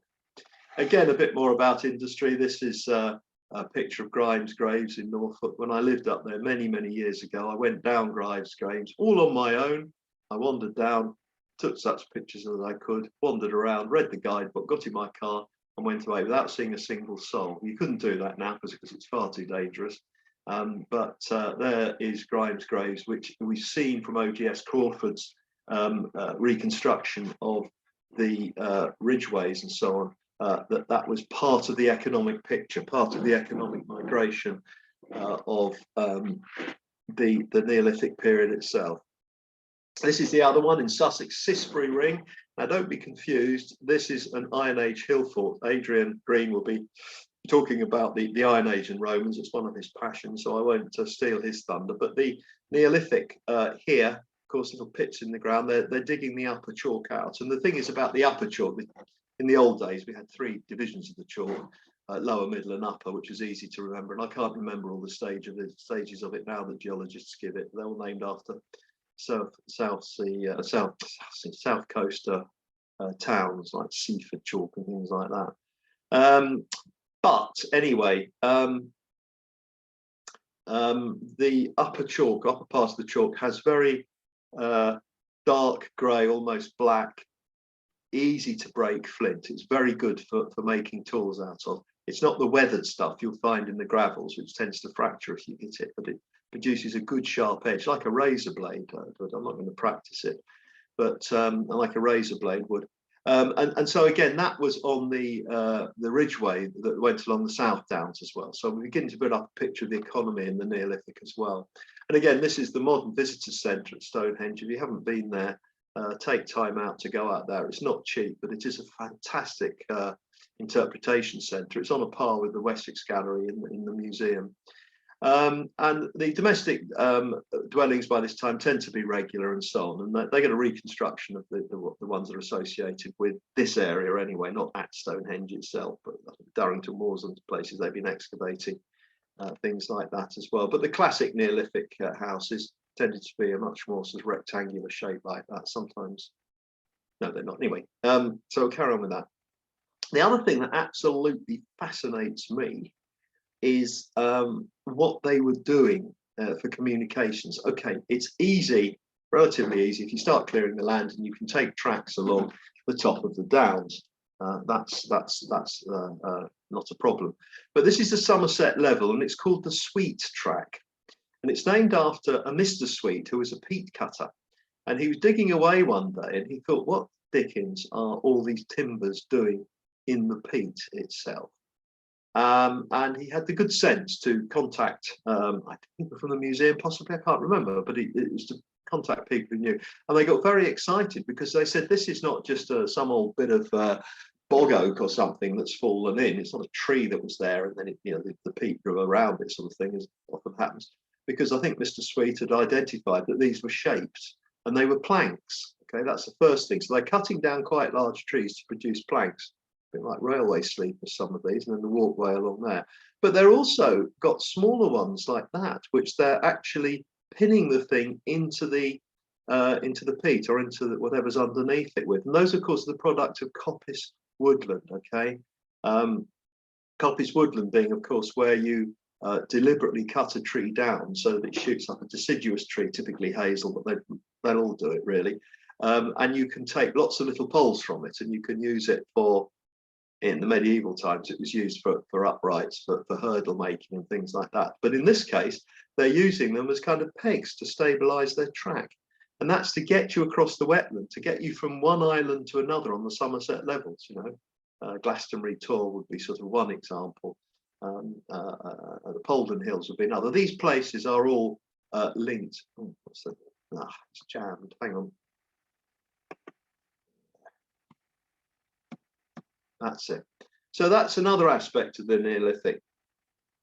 Now, I started to talk about it. This is Skara Brae in Orkney, absolute classic site. It was excavated in the middle years of the 20th century, and because up there the wildwood probably didn't extend. I mean, I think the province for the north of Scotland, given by Tansin Rackham and so on, is really, they just mentioned scrub, but they don't think there was a mature wood up there because it was too wet and it was too windy.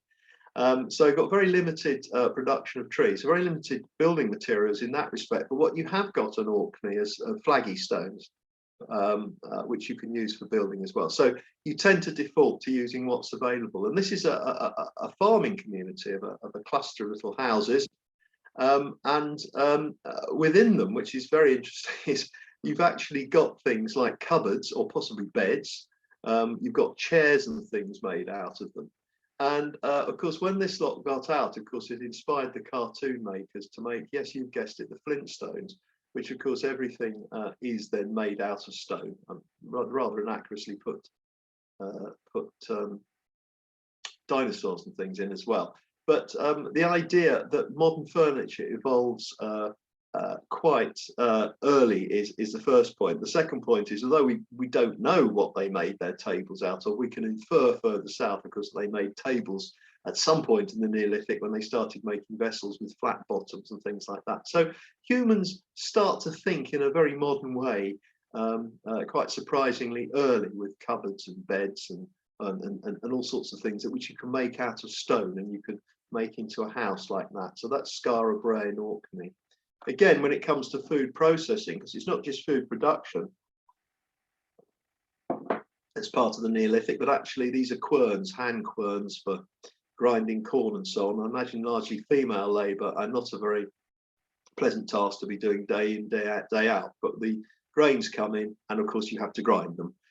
So no wonder there was an incentive over the millennia to mechanize corn grain grinding, and certainly the Romans had mills. Possible they had them in the Iron Age, but not yet. It's still done the hand way of making things. So the origins of agriculture is quite interesting. I haven't really dealt with climate change, but in 5000 to 4500 BC, there's a colder, wetter climate of the Atlantic period. There's very little evidence from the Mesolithic until new migrants in boats tend to appear. Now, there is a debate still about the degree of people coming in, but the very fact I mentioned boats tells us that Britain has been cut off probably for a couple of thousand years from the continent with the demise of Doggerland, which I dealt with. And the origins of agriculture include rectangular houses, and these people have been referred to as the house people of southeast England from about 4100 BC. Well, they actually start to produce real serious buildings that we'd understand. Okay, so I haven't got the Skara Brae, the flagstones or old red sandstone, it's known as, but they've got plenty of forests to chop down and do it. So as a secondary cause of forest, obviously, is construction. They start to import cattle from the continent to Ireland in about 4100 BC. And that was interesting because the western seaboard seems to be supplying both human populations and subsequent to that cattle populations directly from the continent to Ireland as well. The idea that everything came to the nearby continent into England, Wales, then out to Ireland isn't entirely true at all. There was a direct route up the seaways and people with their animals got into Ireland from what's now France and so on, possibly further south. And then about 4000 BC, agriculture had reached the Cotswolds. That's obviously in the west of our region. Crickley Hill certainly is one area which has got evidence for agriculture from that. That's near Cheltenham. And there's also possibly a battle, some sort of skirmish there, but people are arguing about the significance of that. And when you get a battle or skirmish, we can start to think, well, was there pressures? Was this a personal grudge? Or more likely, it's going to be some sort of argument over land. Were there population pressures when this happened? We also see early long barrows and the remains of timber halls up there as well. So a very important site in the Neolithic, or the early Neolithic period, telling us about the transition. And then probably by 3900 BC, possibly agriculture southeast of the line from Lyme Bay, that's of course Lyme Regis, from the Dorset Devon border, right the way up to the Wash. Okay, you know where the Wash is, west side of Norfolk. Okay. And then during this time, of course, you've got the introduction of cattle, but of course, cattle have been to some extent selectively bred. The auroch, for example, there's an S on the end. Aurochs is one thing. It's not the plural of aurochs. You can have an aurochs. It's very confusing, and it's a wild Eurasian ox that was the ancestor of domestic cattle. Probably exterminated in Britain in the Bronze Age, but the last one was killed in Poland in 1627, which is a great shame, actually. So they hung on in Eastern Europe. It's a shame we haven't got them now. It's like the dodo and the mammoth and all these other things, which are now reckoned to have been wiped out by human activity. But its descendants are all around us, giving us milk and cheese and beef and other good things like that as well. So that comes in, okay, from early wild animals. Lovely word, mouflon sheep. I love the idea of mouflon sheep. And the European wild boar are two examples here. Early domesticated breeds. And of course, after that, you just get breeds improved, that you have better wool or better meat or better yield or more pork or whatever you want from it as well. But it all starts from these early domesticated species, and we're pretty sure now from the genetics and from bone remains which modern breeds of these things are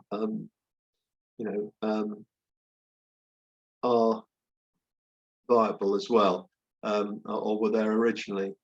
Evidence of agriculture, here's one here from Denmark in a rock carving, and it's clearly of a man, and for obvious reasons you can imagine it's a man.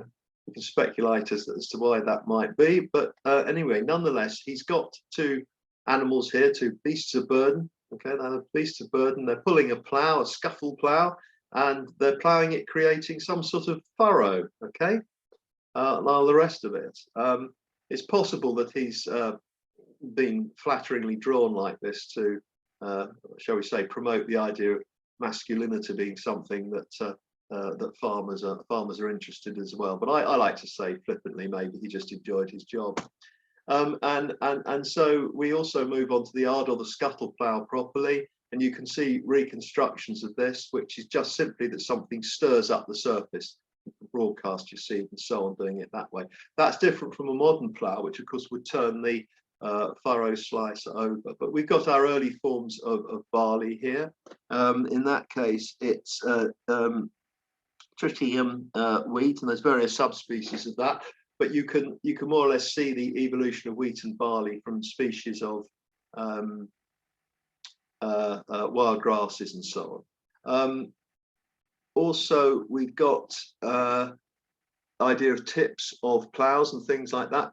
Okay, you can think about improving this. You could put in the Bronze Age, you could put bronze on, and very significantly, you can have iron tip ploughs in the Iron Age, and that really does make a difference, we think, to cultivating particularly heavier soils. But it's not just a question of pushing wood through it. They put tips on the stone, which would have been better. There's part of the plough construction there as well, and also just suggesting here that they're able to produce fences. That's a hurdle, isn't it? Probably made of hazel, which would be there to constrain the animals. So we've got all the ingredients of an agricultural technology. Now, for field systems themselves, there isn't a lot of evidence in England for actual Neolithic field systems as such. There's evidence for agriculture, limited evidence for settlement, or at least for dwellings, we'll put it that way. But most field systems you see belong to the the Bronze Age, or the origins belong to the Bronze Age. But you can see here that they are talking about or identifying new Stone Age areas or Neolithic areas with some of these field systems on the Dorset coast. There's Lulworth Cove there, okay, if you want to get your bearings of it, along the coast here. Great area for prehistory, of course, as well. I don't know how tight that dating is, actually. If you Google field systems in the Neolithic, you don't get a very easy answer to these things. They may go back to then, but I would be a little bit skeptical and say that the early field systems were more likely to be Bronze Age, which is something I think Bill will be dealing with. However, if you cross the sea to Ireland, in County Mayo is an absolute incredible field system. And the story goes, I think in the 1930s, the local schoolmaster in this part of County Mayo had a peat cutting concession for his house. And when he wasn't teaching and marking, he was digging peat. But he started digging in the peat one day, and he came across a wall buried in the peat, and he thought, hang on, this shouldn't be here. And being an educated man, he decided to investigate further, and he started digging. Yes, it was a wall. And then he came up with this idea of just having rods that you stuck into the peat, and you could either go all the way down or peat down a long way, or clunk, you hit a stone. And he started to map this out. Anyway, cut a long story short, he started mapping out this quite extensive area. In the end, it's ended up as more than 12 square kilometres of a buried Neolithic field system. You can see the shapes of the fields underneath the peat in Ireland.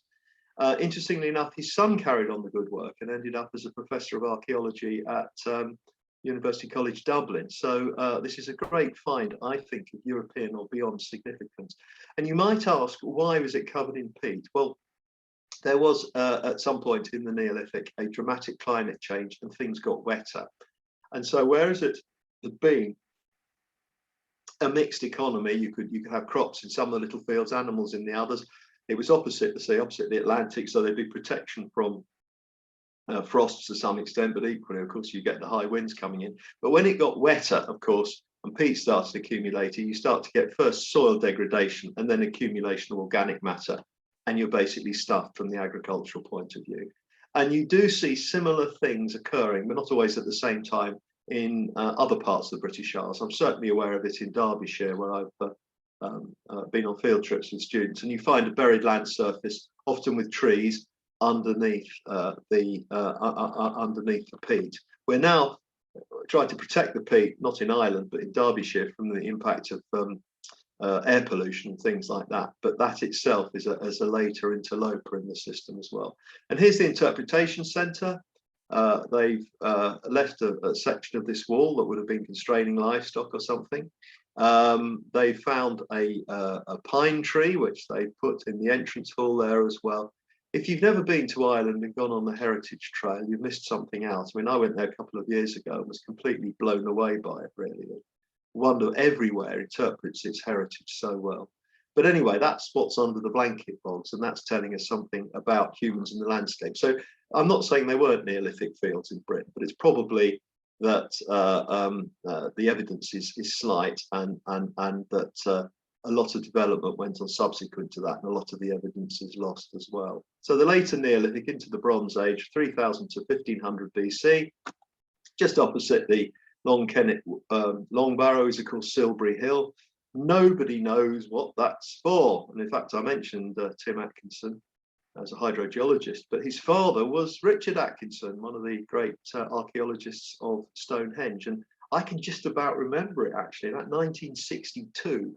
Remember when BBC, well, you probably don't all remember when BBC 2 was the new thing, but they did a programme in which they were going to find the rich burial chamber in Silbury Hill by going down through the middle, and they found absolutely nothing. But it's led by Richard Atkinson. It was a nice try. So we don't really know what this is all about. There still could be a burial in there for all we know. They haven't found it, but certainly the top might suggest it's a bit flat. It's a sort of observation platform, and so you've got to look at the whole landscape. Were people standing up there watching rituals and other things going on that we just don't know? But it's said to be the largest man-made mound, at least in Europe anyway, so quite an achievement, equivalent to the Great Pyramids. As I said, the round barrows tend to be, they are individual burials. The style varies quite a bit. The pond barrows, which is a weird one, has a hole in the middle. I imagine that's because it sometimes accumulates water in there if you've got the right sort of soil. Saucer barrels for obvious reasons, but the more typical ones you get are the bowl barrows or the bell barrows and things like that. They're usually a mound associated with a ditch in some sort of form arrangement or the other one. That's just within the perimeter of Stonehenge, that one.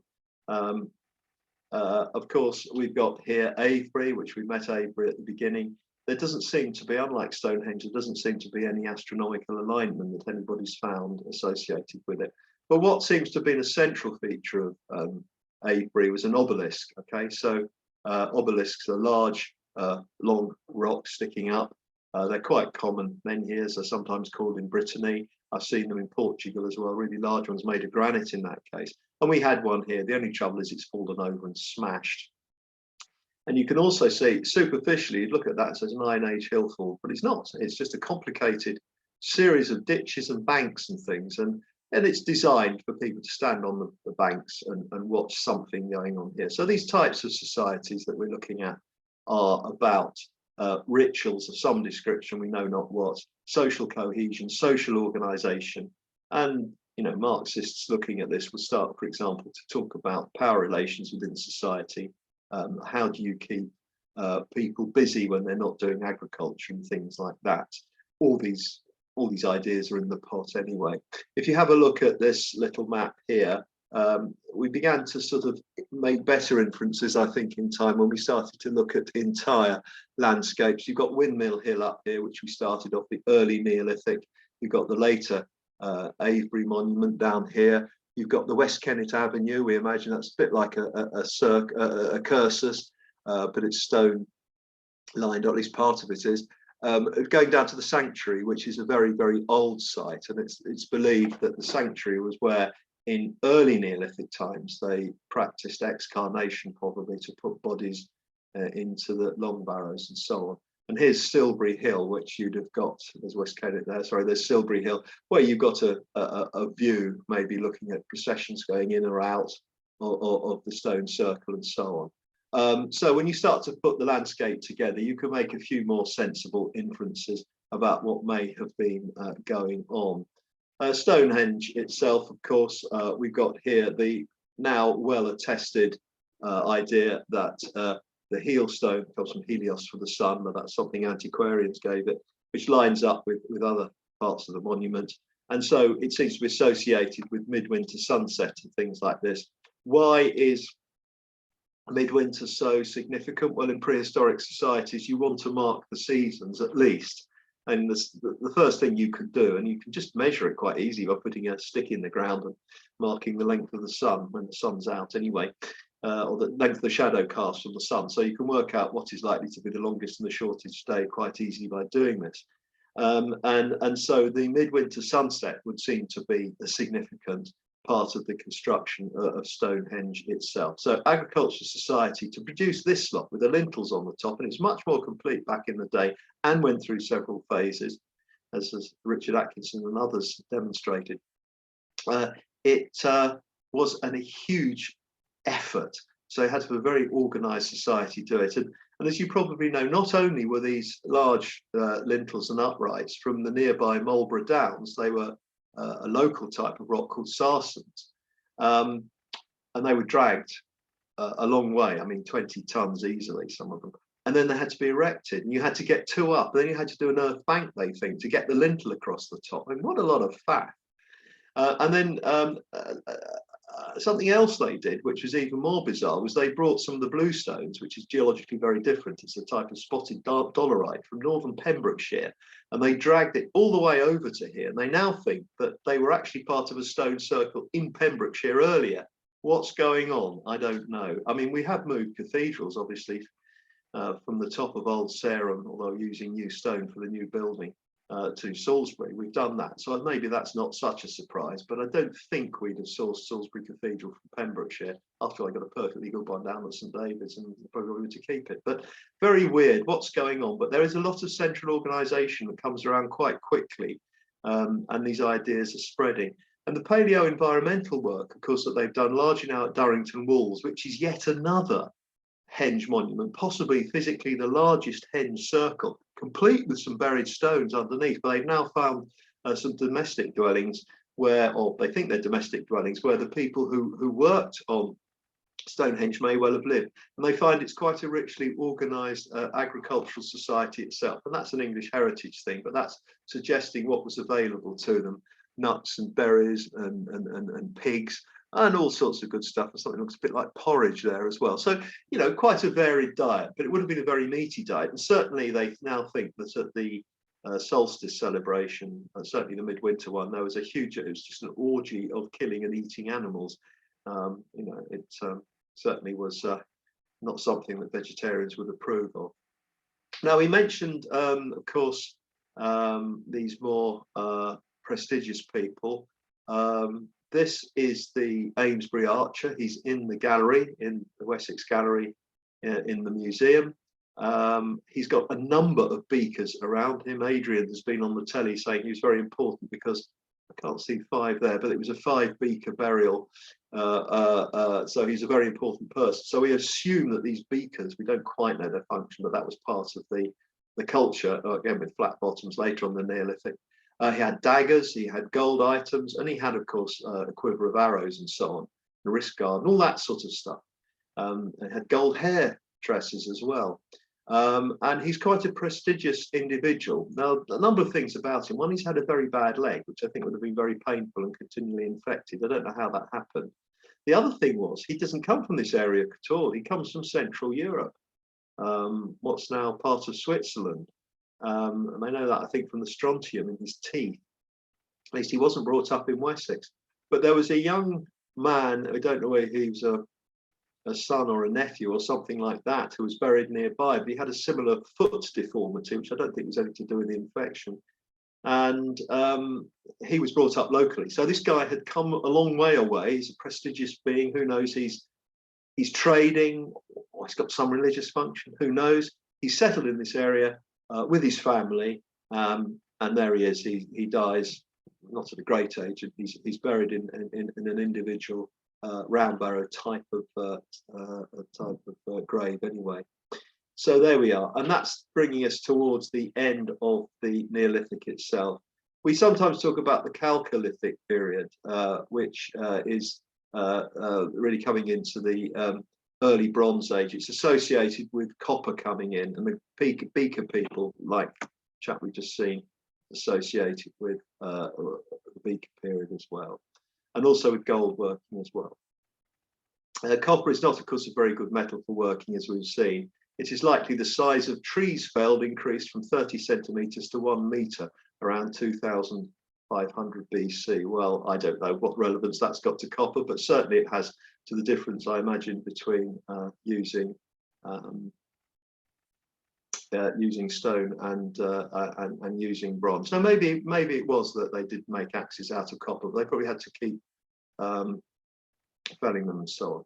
So here's a few conclusions for us, and I'll take some more questions now. Obviously, agriculture is, oh gosh, agriculture makes a great impact on the landscape. We're clearing the landscape. Everything I've told you is about farming, really, ultimately. Something about social cohesion and possible religion, but everything I've told you is really about farming. Familiar technologies emerge by the end of the Neolithic. We've been through those. Population increases, you've got the muscle power, and you've got the spare time to put enormous monuments up. Permanent dwellings emerge, talked a bit about that. Weak evidence for field boundaries in Britain, but stronger in Ireland, so circumstantially tell us they're very likely to be here as well. Societal changes, response to agriculture. There's a change to more communal societies, to more elite societies, but also, of course, links beyond Britain. That's no surprise. And by the time we get into the Bronze Age, we actually know quite a lot about trade with the nearby continent and so on. Right, I'll end it there and take any questions that you might have. I've got you all back on screen. There's one written question. One written question, right. right. Take that one first. When do we start seeing evidence of defensive fortifications and conflict between different groups? There is some evidence, as I've indicated, in the Neolithic, but the problem is the interpretation of them. Was it a local punch-up? There is certainly a very unpleasant occurrence in the Cotswolds in the succeeding Bronze Age, which might have been linked to somebody putting a ditch in, a boundary ditch, saying this is my land, and somebody not liking it and coming along and killing him and his friend in a rather ignominious way, they think. I won't go into details. That's Bronze Age for you. Certainly by the end of the Bronze Age, we begin to see the evolution of something like hill forts. So the origins of things like Mamtor in Derbyshire would seem to be very late Bronze Age. But the hill fort idea, which I won't be dealing with, but I do teach it a bit for the WEA and so on. The hill fort idea is fascinating because at one level you're saying we're here, I'm strong, particularly in the chalklands when you can have large white walls with palisades on the top, you know, and you can have elaborate entrances to say enter here at your peril unless you're coming for, you know, the trade. That's a sort of successor to the idea of putting long barrows out to mark out your territory. But we think in the Iron Age it's somewhat more assertive, shall we say, controlling trade. But more important even than that, I think, with the hill forts is it's a real beginning of urbanization as we know it, because the bigger hill forts certainly had hundreds of huts in them, and you could have central areas for manufacture, for trade, exchange of goods and services and things like that. So it's all bound up together. But there will also be some pretty nasty battles on the continent, and well, in modern day Germany, I think, going back going back into prehistory. But it's debated as to whether people are inherently violent because they don't like people, other people for all sorts of reasons, or whether or not it's an issue about resources and things like that. Certainly, it does tend to occur when there is also a collapse of central authority as well.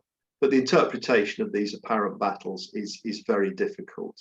I won't go on about Maiden Castle and the Romans, but Sir Mortimer Wheeler was an old soldier, and of course he said, oh, this was the Romans storming the Britons. And they reinterpreted the evidence. They said, well, that's a bit of a punch up, but maybe it wasn't that significant. Anyway, was there anybody really living in Maiden Castle? There's no easy answer. Any more questions? I think, can we go live now if people have got questions? Thank you for that one. Anyway, it's a good one.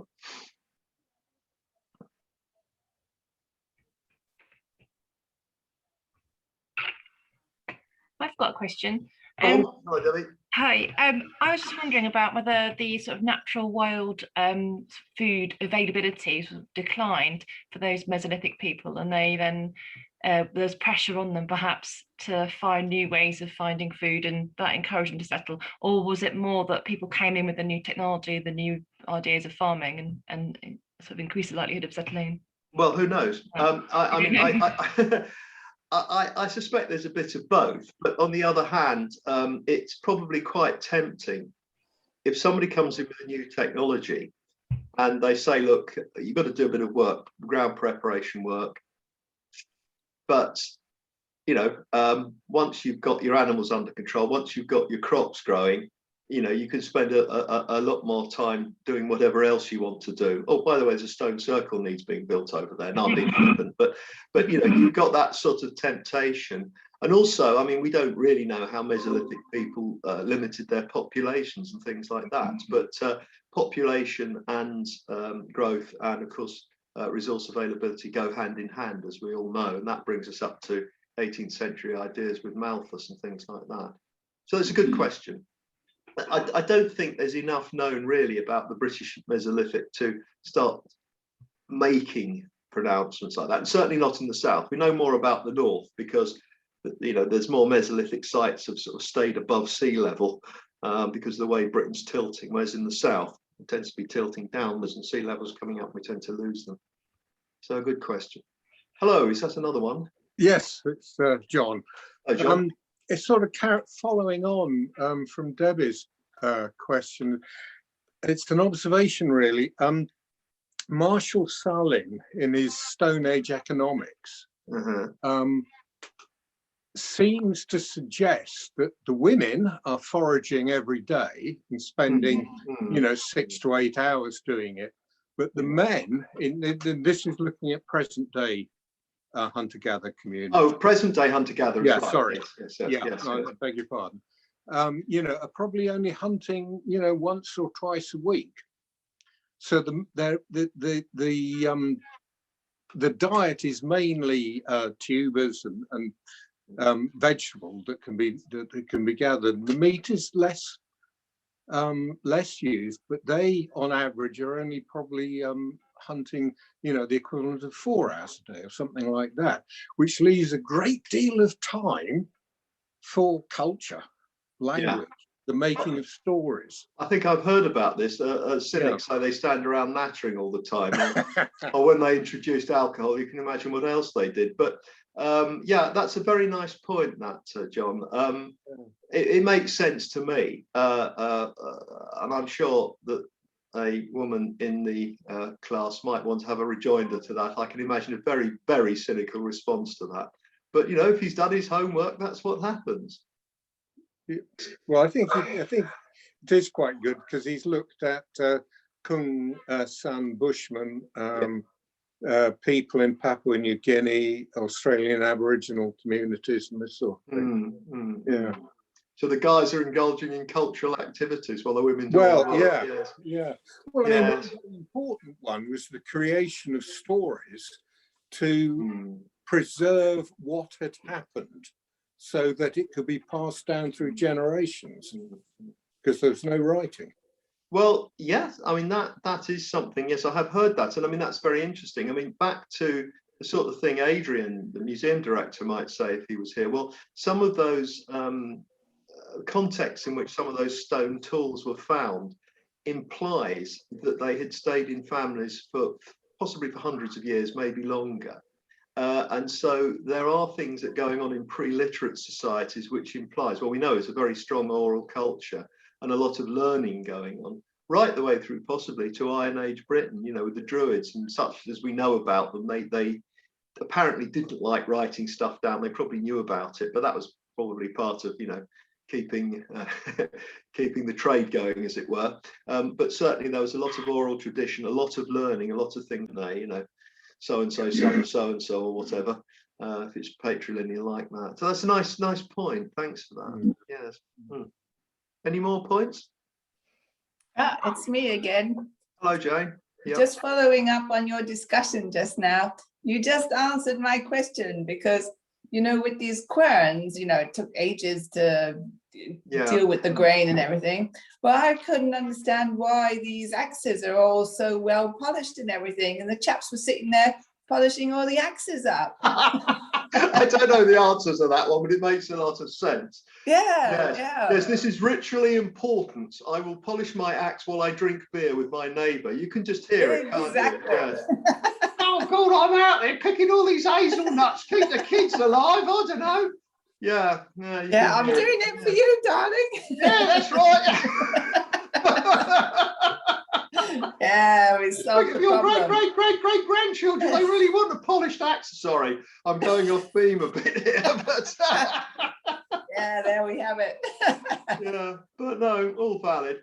I think one of the interesting things about prehistory, and I can't pretend to be a specialism in prehistory by any means, but there is a lot of room for speculation. But this point that you're all making about what they might call comparative anthropology and studying these societies, because you're not isolated, studying them in isolation. They too have their histories, and they too have probably been influenced by, shall we say, higher level technologies over a longer period of time anyway. So it's never simple, but yeah, that makes a lot of sense.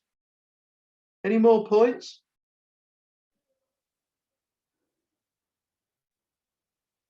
Well, look, thank you all very, very much indeed. It'll be Bill next week, and he'll be talking about dead bodies in the Neolithic and telling you something about the Bronze Age as well. So I hope you'll give him a good welcome, and also a difficult time, as you just have with me.